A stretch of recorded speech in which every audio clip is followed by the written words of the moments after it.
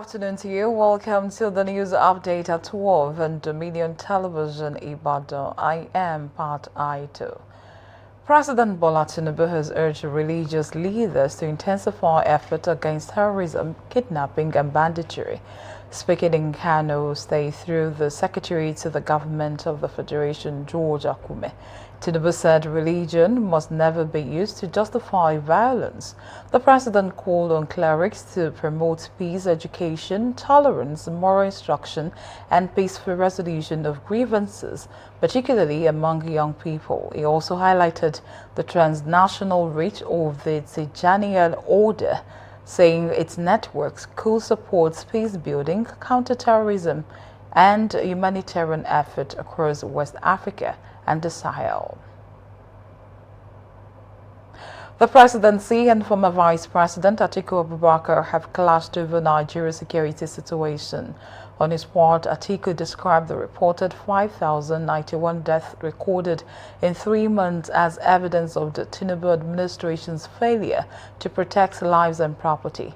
However, presidential spokesman Temitope Ajayi rejected the claim, saying security agencies had killed between 13,000 and 20,000 terrorists and rescued more than 10,000 Nigerians during the same period.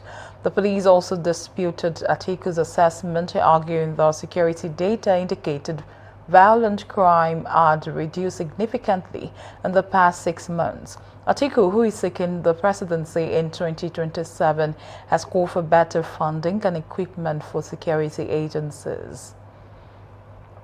The Nigerian Air Force disclosed that 9 ISWAP fighters, including a key commander, have been killed in an air strike in Borno State following intelligence on terrorist movement around the Sambisa forest.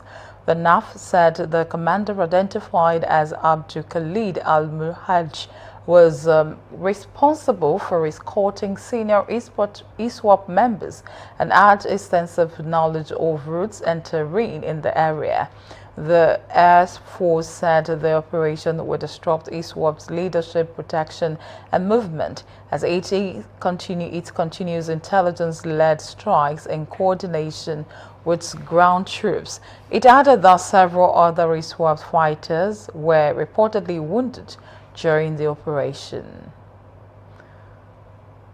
The Association of Community Pharmacists of Nigeria, ACPN, said about 9,000 pharmacists left the country between 2021 and December 2025, while more than 850 others obtained letters of good standing in the first 6 months of 2026, signaling plans to immigrate. The association warned that signaling plans to immigrate. The association warned that the situation is worsening Nigeria's health care manpower shortage and could affect patients' safety and medicine supply.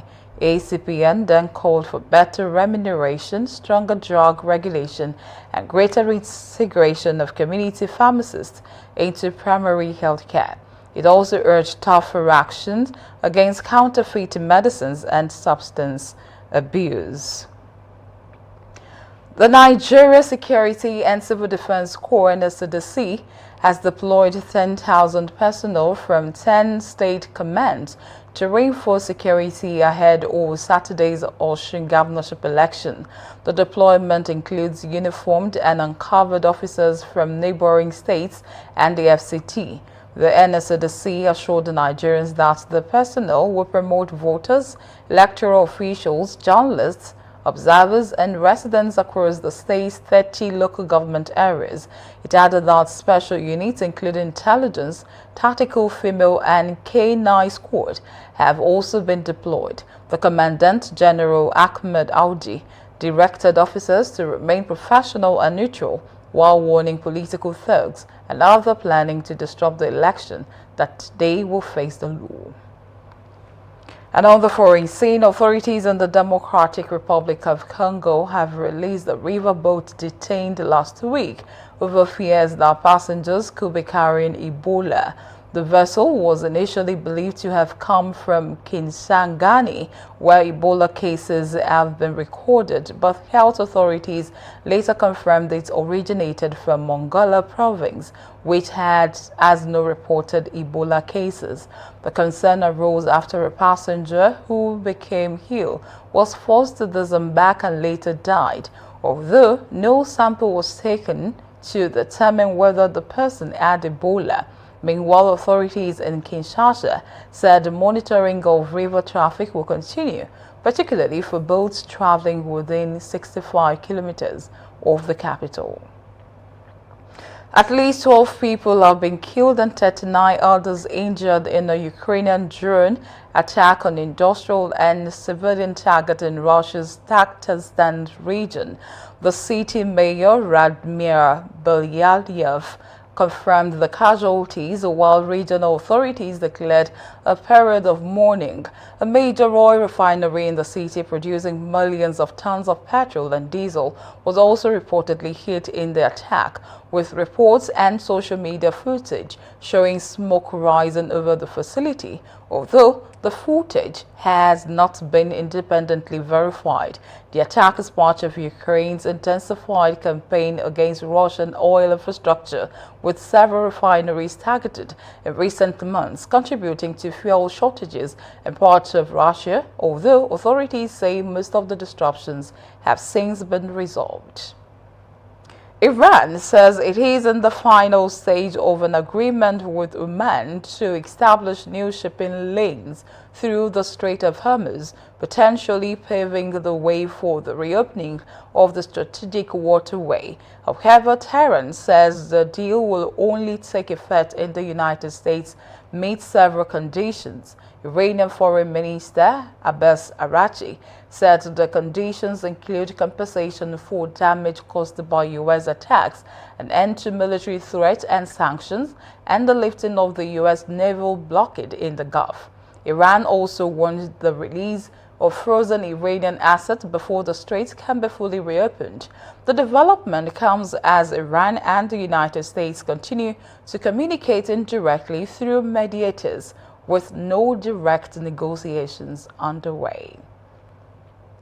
From the world of sport, UEFA, the Asian Football Confederation, and CONCACAF have jointly criticized FIFA President Gianni Infantino over his conduct surrounding the now abandoned proposal to sell stakes in the commercial rights to the World Cup.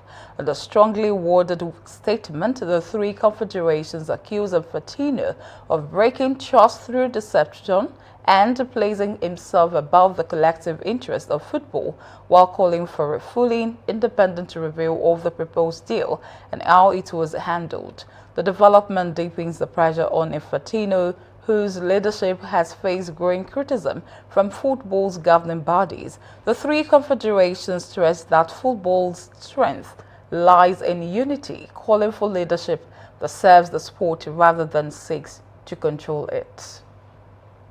You can visit our website on www.dominion.org.ng to watch us live and interact with us. You can also follow us across our social media platforms: Facebook, Instagram, TikTok, YouTube, and LinkedIn at Dominion Broadcast, and on X at DominionCast. And that's the news update on Dominion Television Ibadan. I am Pat I2. Thank you so much for watching. Good afternoon.